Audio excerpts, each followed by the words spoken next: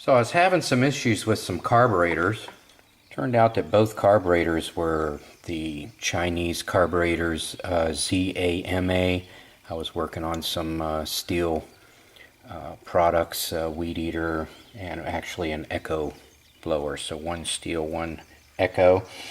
And I found that in order to go from carburetor to carburetor kit, it's a three-step process. So the first thing you need to do is on the carburetor, there is a casting number. So for the one, it's a C1U, and for the other, it's C1Q. C1Q. Once you have the casting number, then you look up the part number, which in this case is a S97, and for your other one, it's a K42B. So once you have those two pieces of information, you can look up the parts, and the parts will refer to a gasket diaphragm kit number GND56 for one of them, and a GND38 for the other. So they do have different parts and pieces, so they are different.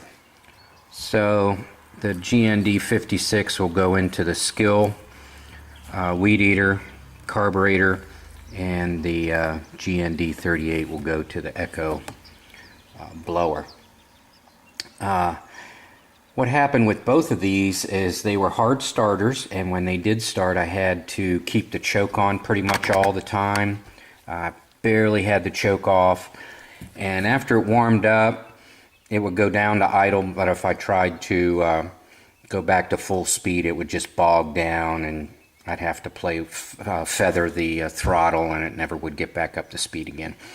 So on my equipment, I've always been able to just clean it out. The jet that's in there, there's a screen on the other side, and that screen gets clogged, and when I have those symptoms, it's usually just that screen is clogged.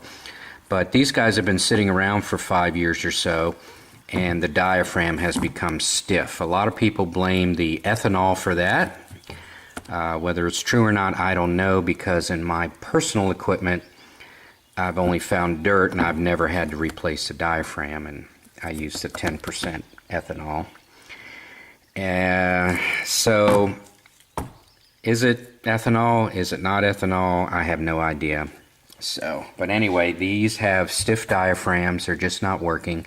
So I'll be replacing all the parts in them. And this video isn't really for an overhaul replacement video. There's plenty of good videos out there to show you how to take these guys apart. Pretty simple, actually, in my opinion. And just replace all the parts. You got all new parts, why not replace them? So the whole point is, to summarize, if you want parts for your carburetor, you must know the carburetor casting number, the body style, which is cast in there, and then within that there's a family of different carburetor subcategories, and you'll get the part number off of there, and then you can look up the kit. Fun stuff. It doesn't matter that it came off a Skill Saw, Skill 47, or an Echo PB 2100. None of that matters. You go in there and you say, hey, I have a Skill Saw and I need a carburetor overhaul kit. They'll probably look at you kind of funny, because you're going to make them do a whole lot of work. They're going to have to hunt it down and figure it out, and it's really a pain in the butt, believe me.